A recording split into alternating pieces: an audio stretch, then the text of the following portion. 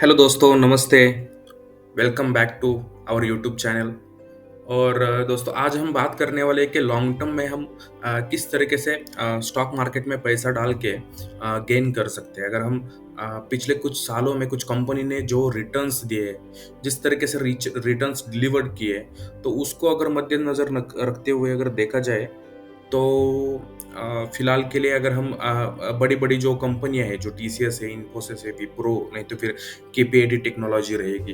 तो उन कंपनियों में जो टेक्नोलॉजी स्टॉक है, जो अभी फिलहाल के लिए जो 30% 40% जो डाउन मोमेंट में चल रहे हैं, डाउन साइड में चल रहे हैं, और केपीआईटी टेक छोड़ के जो टीसीएस, इन्फोसिस, विप्रो जो आईटी कंपनीज़ है, केपीआईटी टेक एक्चुअली वो टेक्नोलॉजी बेस्ड कंपनी है जो ईवी सेक्टर में बहुत अच्छी तरीके से काम कर रही है। तो उसको अगर साइड को रख दिया जाता है, और जो आईटी या बीपीएस जो प्रोसेस है, उनमें अगर देखा जाए, तो कौन से स्टॉक पे हमें ध्यान रखना चाहिए, और हम क्या ऐसी मेथड यूज़ करके उसका बॉटम पकड़ ले और बॉटम पे इन्वेस्टमेंट करे, तो शायद इन फ्यूचर में हमें बहुत अच्छी तरीके से रिटर्न्स मिल सकते हैं। तो बहुत सारे अगर देखा जाए, तो ऐसे कंपनियाज़ है जो अ, हमारे स्टॉक मार्केट में लिस्टेड है, जो अगर देखा जाए तो बहुत अच्छी तरीके से रिटर्न भी दे रही है, नहीं ऐसा नहीं है। लेकिन यही कंपनियाँ जो पास्ट 5 इयर्स, 10 इयर्स या 10 इयर्स बैक अगर देखा जाए, तो उनमें उतनी ग्रोथ नहीं थी।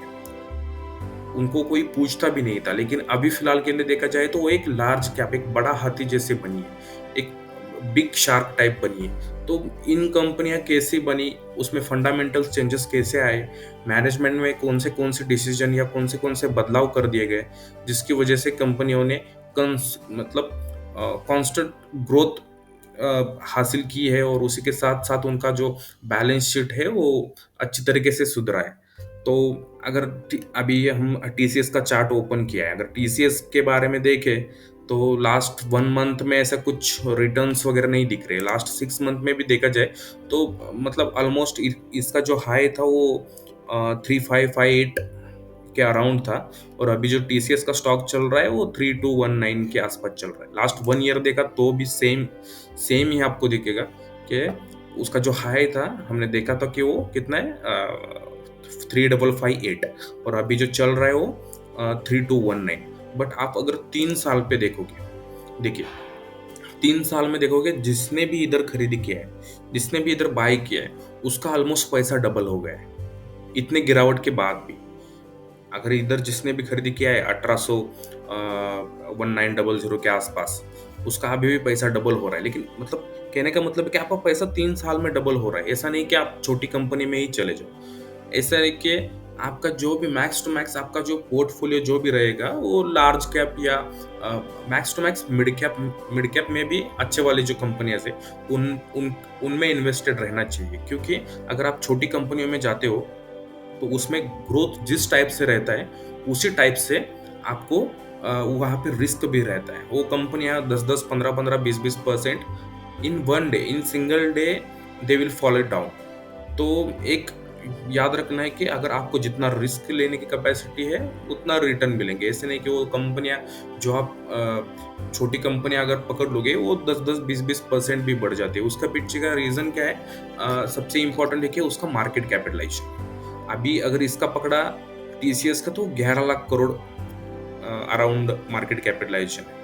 अगर दूसरा अभी एक केपीआईटी टेक्नोलॉजी, इसका देखिए कितना है, 25,000 सिर्फ मार्केट कैपिटलाइजेशन है।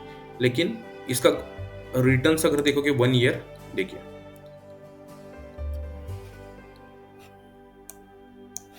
कितने पे ट्रेड हो रहा था, ये 400 450 के आसपास। ठीक है, अभी कितना रिटर्न है देखिए, 900। अभी भी इसमें ग्रोथ और पोटेंशियल बाकी है, अभी भी ये बढ़ सकता है स्टॉक, नहीं ऐसा नहीं है। अगर लास्ट 3 इयर्स में अगर आप देखिए, तो ये लगभग 53, मतलब अराउंड 50 रुपए का जो स्टॉक था, अभी जो बन के गया है 916, मतलब कितना परसेंट आपको रिटर्न मिला देखिए। लेकिन वही अगर हम टीसीएस में देखिए, लास्ट 3 ईयर में पैसा डबल हुआ है। अगर केपीआईटी टेक्नोलॉजी को डबल करना होता तो 50 का 100 शेयर हो जाता, 100 रुपीज होना चाहिए था। लेकिन ये कितना बना है, 900। तो आपको 3 बातें सबसे इम्पोर्टेंट याद रखनी है कि कंपनी का मैनेजमेंट किस तरीके से वर्क कर रहा है, आने वाले फ्यूचर में कंपनी क्या प्रोजेक्शन लेकर चल रही है, इन फ्यूचर में कंपनी का गोल या मोटिव क्या है, और कंपनी का प्लान कैसे वर्कआउट हो रहा है, और जो आने वाला सेक्टर है वो सेक्टर इन फ्यूचर के लिए मतलब जो कंपनी के लिए ग्रोथ पोटेंशियल के लिए काम कर रहा है या नहीं कर रहा है, वो एक इम्पोर्टेंट बात है। और तीसरी सबसे इम्पोर्टेंट बात है कि मैं एक आपको बात याद दिलाता हूँ। देखिए, अगर एक सिंपल सा थॉट है कि एक कंपनी है, उसको हम एज अ कंसिडर गाड़ी कर लेते हैं, ठीक है, और मैनेजमेंट है उसको एज हम कंसिडर कर लेते हैं कि वो एज अ ड्राइवर है। तो बड़ी से बड़ी कंपनी यानी बड़े से बड़ी गाड़ी, चाहे वो ऑडी रहने दो, जगुआर लैंड रोवर, कौन सी भी रहने दो, अगर ड्राइवर अच्छा नहीं है ना, तो वो गाड़ी ठोक देगा, वो वो गाड़ी अच्छी तरीके से नहीं चलाएगा। वो एक सिंपल सादा थॉट है कि आपको क्या करना चाहिए, आपको मैनेजमेंट देखना चाहिए। अगर किसी के पास में हाथ में अगर हमने गाड़ी भी दे दी और वो मैनेजमेंट ही अच्छा नहीं है, जो येस बैंक के साथ हुआ था, कंपनी येस बैंक अच्छी तरीके से ग्रो कर रहा था, लेकिन जो गाड़ी जिस बंदे के हाथ में दी थी उसमें वहां पे फ्रॉड हो गया।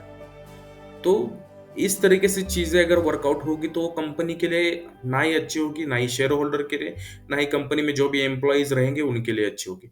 तो सबसे इंपॉर्टेंट बात क्या है कि आप इस बात के ऊपर ध्यान दीजिए कि बाबा कंपनी का मैनेजमेंट किस तरीके से, सिर्फ एनुअली या क्वार्टरली जो भी रिजल्ट डिक्लेयर हो रहे, हम जाके बैलेंस शीट पढ़ रहे, और बैलेंस शीट से आपको 100% एक कंफर्म नहीं होगा कि बाबा क्या होने वाला है। लेकिन जो कंपनी की रिपोर्ट्स आते हैं या कंपनी की जो कमेंट्री रहती है या बैलेंस शीट के साथ जो नीचे वाले जो पेजेस रहते हैं, जिधर कंपनी ने उनका नेक्स्ट 3 मंथ 6 मंथ या आने वाले साल 2 साल का जो भी फ्यूचर में जो करने वाले हैं, या उनका जो भी डिसीजंस रहने वाले हैं, या क्या करने वाले क्या नहीं करने वाले, इसके ऊपर हम लोगों को ध्यान देना चाहिए।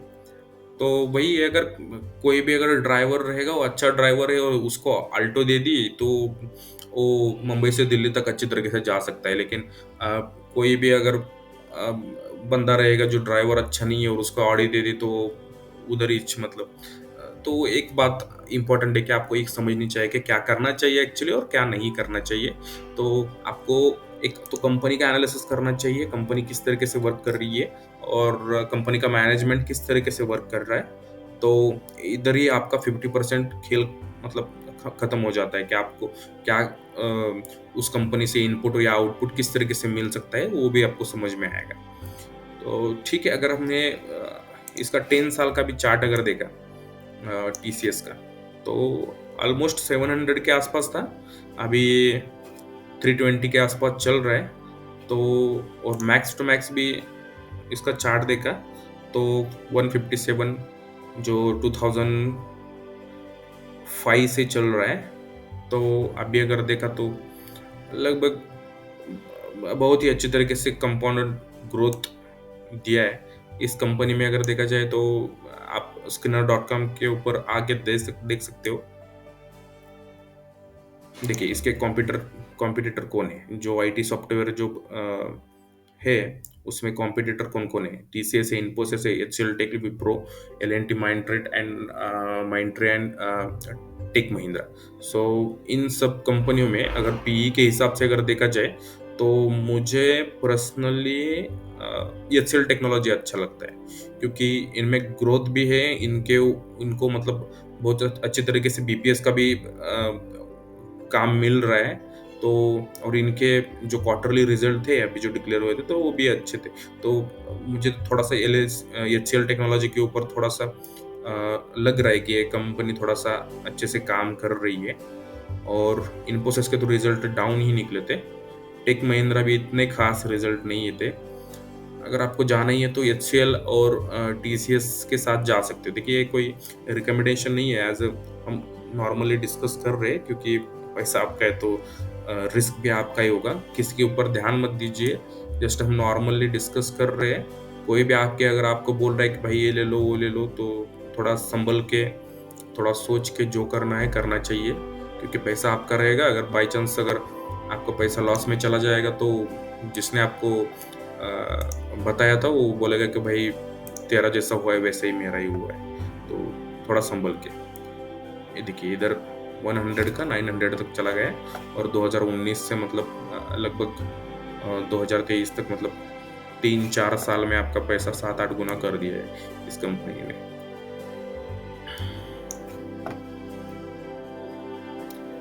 तो केपीआईटी टेक अगर देखा जाए तो थोड़ा सा महंगा स्टॉक चल रहा है, लेकिन एक बात याद रखिए, बहुत सारे इन्वेस्टर जो है ना, वो फ्यूचर के ऊपर दाव लगाते हैं। जैसे केपीआईटी टेक्नोलॉजी को अगर कोई टक्कर देने वाला अगर स्टॉक रहेगा तो वो है टाटा एलेक्सी, और जिस कंपनी का भी आईपीओ आने वाला है टाटा टेक्नोलॉजी, तो वो भी उसी सेक्टर में आ जाती है, क्योंकि जो कंपनियां ये है ईवी सेक्टर, जो है ईवी सेक्टर में जो भी मशीनरीज लग रही है, नहीं तो फिर ईवी सेक्टर में जो टेक्नोलॉजी यूज की जा रही है, तो उसके ऊपर टाटा एलेक्सी केपीआईटी टेक बहुत अच्छी तरीके से एग्रेसिवली काम कर रहे हैं। और केपीआईटी टेक का बहुत सारा रेवेन्यू जो है यूरोप से आता है, तो अभी फिलहाल के लिए यूरोप के ऊपर अगर देखा जाए तो वहाँ पे थोड़ा सा रिसेशन का प्रेशर है, तो इसकी वजह से थोड़ा से स्टॉक थोड़ा सा कंसोलिडेट कर रहे हैं, या फिर नंबर भी अच्छे थे। लेकिन अगर यूरोप की तरफ से अगर अच्छी तरीके से आ जाता है, रेवेन्यू अगर बढ़ जाता है, काम अगर अच्छी तरीके से मिल जाता है, तो बहुत ही अच्छी तरीके से ये 1000 को भी क्रॉस करके ऊपर सस्टेंड हो जाएगा।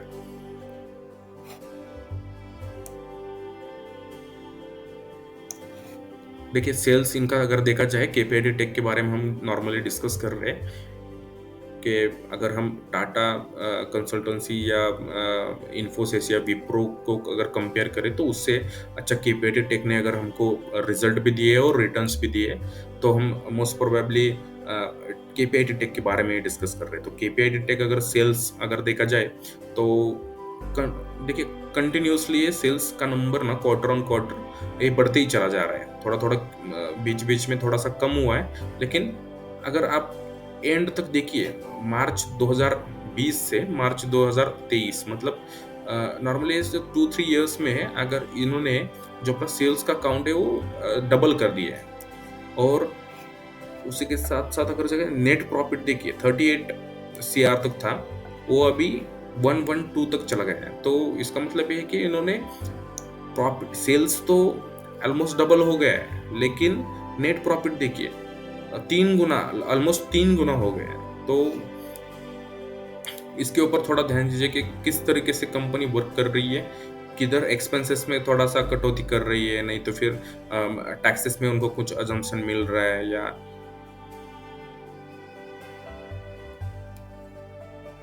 ओके। सबसे इम्पोर्टेंट बात है कि हम इन बातों के ऊपर ध्यान देना चाहिए। कौन से है शेयर होल्डिंग पैटर्न, देखिए 41 था, 42 हो गया, इधर इधर भी 42 ही कीप एज इट इज, उसके बाद 40 हो गया। तो 1-2% से आप डरना नहीं चाहिए कि बाबा 1-2% से जो है वो प्रोमोटर्स के शेयर होल्डिंग जो भी पैटर्न है वो कम ज्यादा हो रहा है। लेकिन वो अगर हो भी रहा है, लेकिन वो शेयर्स कौन खरीदी कर रहा है या किसके पास जा रहा है, तो वो भी सबसे इंपॉर्टेंट है। अगर इधर नॉर्मली देखा है 42 है तो 40 हो गया, तो इधर देखिए पब्लिक ने थोड़ा बढ़ाया है और डीआईएस ने थोड़ा बढ़ाया। मोस्ट प्रोबेबली अगर इंस्टीट्यूशनल होल्डर जो भी है, एफआईएस एंड डीआईएस, अगर वो स्टेक बढ़ा लेते हैं, तो इसका मतलब वहां पे थोड़ा सा पॉजिटिव साइन माना जाता है। तो अगर आपने यहाँ पे देखा है, इधर इधर इधर से इधर देखा जाएगा, तो देखिए सितंबर में कितना था 16.89, और अभी कितना बन गया है 23.42।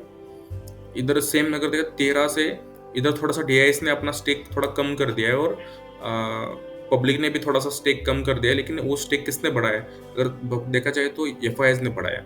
और देखिए एफआईएस जब भी आते हैं ना, वो मतलब 1-2 साल के लिए नहीं, थोड़ा 5-10 साल का व्यूज लेके आते। इसलिए देखिए आप अगर इन्वेस्टमेंट कौन सी भी कंपनी में करना चाह रहे हो, उसका थोड़ा चार्ट पैटर्न देखिए। देखिए इसे इधर से नीचे से थोड़ा ऊपर तक जाने वाला चाहिए चार्ट पैटर्न, नहीं तो फिर बहुत सारे ऐसी कंपनी है, अगर मैं आपको चार्ट दिखा दूं तो ऐसे ऊपर से सीधा नीचे तक आ जाती है। दिखा देता है एक कंपनी आपके लिए,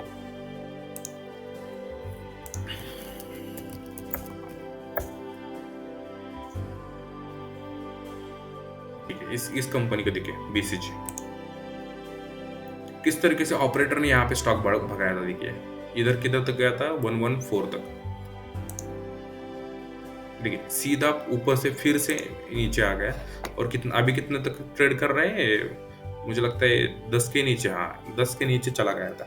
तो एक बात याद रखिए, जैसे ऑपरेटर जिस तरीके से काम कर रहे हैं, या कोई भी स्टॉक को पंप कर रहे हैं या डंप कर रहे हैं ना, उस कंपनी से थोड़ा सा बच के रहना चाहिए, क्योंकि रिटेल इन्वेस्टर जो भी रहेगा उसको इतना नॉलेज नहीं होता है, उसके तक उतना खबर बहुत कम तक मतलब पहुंच जाता है, और वहां पे रिटेल इन्वेस्टर फंस जाता है, क्योंकि रिटेल को पता नहीं है अभी एक स्टॉक अपर सर्किट में चला जाएगा, लोअर सर्किट में चला जाएगा। ये बहुत दिनों से मैं देख रहा हूँ, एक मंथ का अगर चार्ट पैटर्न आप देखिए, तो सीधा लोअर सर्किट ही 555% लोअर सर्किट पे ही चल रहा है, और ये पता नहीं है अभी कंपनी चालू भी रहेगी बंद हो जाएगी, क्योंकि बहुत ही ड्रास्टिकली मूवमेंट हो रहे हैं। जिसने भी इधर खरीदी किया हुआ रहेगा 18, सीधा अभी 9 पे स्टॉक आ गया, आधा उसका उसका पैसा ही आधा चला गया। तो एक बात याद रखिए कि आपको जब भी ऐसी कंपनी में अगर लगता है, ये आपके ऊपर मतलब डिपेंड है, अगर लगता है कि वो भाई जैसी भी कंपनी है, कोई भी कंपनी है, उसको अगर आपको लगता है कि बाबा हाँ मेरा पैसा बन सकता है, तो ऐसी जो कंपनी है, जो छोटी छोटी कंपनी है, जो ऑपरेटर्स उनको खेल रहे, उनके साथ खेल रहे, तो थोड़ा ही पैसा लगाए। देखिए इनको इनके इनके साथ आप बड़ी डील करने जाओगे तो आप फंस सकते हो, और एक एक कंपनी के अगर आप अटक गए, तो मुझे नहीं लगता ये 5-5 10-10 साल तक वो कंपनी कभी ये देखिए यहाँ पे 29 था, कब था ये, अक्टूबर 2014, उसके बाद 19 तक, मतलब 5 साल किधर तक आया था, 1 रुपया 2 रुपया। तो जिसने यहाँ पे 29 रुपीज लगाए थे, उसका 5 साल तक उसको कुछ रिटर्न नहीं मिले, ऑलमोस्ट उसका पैसा मतलब भूल ही जाओ आप, 10% या 15% ही उसका पैसा रहेगा। तो एक बात याद रखिए, कौन सी भी कंपनी में अगर आपको पैसा लगाना है, ये ऐसे जैसे वैलेटाइल स्टॉक है, उनसे थोड़ा दूर रह के, ये देखिए केपीआईटी टेक, आप चार्ट पैटर्न देखिए, मैक्स देखिए नीचे से ऊपर तक जा रहा है, विप्रो का भी देख लीजिए आप, विप्रो का मैक्स का अगर चार्ट देखा जाए, देखिए नीचे से ऊपर तक जा रहा है, लेकिन आप इस विप्रो को इस तरीके से कंसिडर मत कीजिए, क्योंकि विप्रो ने बहुत बार बोनस, डिविडेंड या स्प्लिट का अनाउंसमेंट किया है, उसकी वजह से ये स्टॉक इधर तक है, नहीं तो फिर ये 2-2.5 लाख का शेयर्स उसका वैल्यू मतलब एक शेयर्स का बन जाता। ये बहुत मतलब ऊपर से इतना नीचे तक गिरा है, 700 से इधर तक आएगा जब यूएस में जो हमारा नास्डैक है जिस तरीके से रिकवर हो जाएगा, ये हमारी इंडियन आईटी कंपनियां भी अच्छी तरीके से रिकवर होना स्टार्ट हो जाएगी, क्योंकि मोस्ट प्रोबेबली जो भी बिजनेस आ रहा है यूएस से ही आ रहा है, IT company US and Europe. ये देखिए, इसको भी अगर आप देखिए तो नीचे से ऊपर तक ही जा रहा है। टीसीएस का भी आप देख लीजिए, ये तो ऑलरेडी मैंने दिखाया था कि देखिए।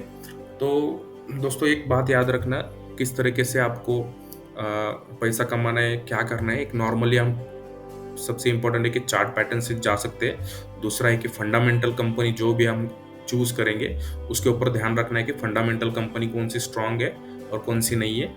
और तीसरी बात ये रहेगी कि उसका जो ये रहेगा मैनेजमेंट रहेगा, वो मैनेजमेंट के ऊपर भरोसा रखना है कि बाबा मैनेजमेंट किस तरीके से काम कर रही है। अगर मैनेजमेंट अच्छी तरीके से काम कर रही है तो आप उसके ऊपर थोड़ा सा बेट लगा सकते हो, ठीक है। तो थैंक यू सो मच दोस्तों, मिलेंगे नेक्स्ट वीडियो में। हम वन बाय वन जो भी छोटी छोटी कंपनी है, जो स्मॉल कैप और मिड कैप है, उसके ऊपर हम डिस्कस करने वाले आने वाले बहुत सारे वीडियोस में। और सबसे इम्पोर्टेंट एक टॉपिक रहेगा कि म्यूचुअल फंड से भी ज़्यादा किस तरीके से रिटर्न हम ले सकते हैं, क्योंकि म्यूचुअल फंड एनुअली या टोटल ऑल अराउंड एनुअली अगर रिटर्न देखा जाए तो 18%, 20% या 25%, बहुत सारे म्यूचुअल फंड है 30% भी देते हैं रिटर्न, 30 के अबव भी है। तो हम वो जो म्यूचुअल फंड है उससे ज़्यादा किस तरीके से पैसा कमाएंगे, इसके ऊपर हम ध्यान देंगे कि हम किस तरीके से उसको हम एनालाइज करें, और किस तरीके से हम उसके ऊपर बेट लगा के हम म्यूचुअल फंड से भी ज़्यादा पैसा बना सकते हैं, और उसी फंड्स में पैसे डाल के। तो नेक्स्ट वीडियो में जल्दी ही मिलते हैं। Thank you.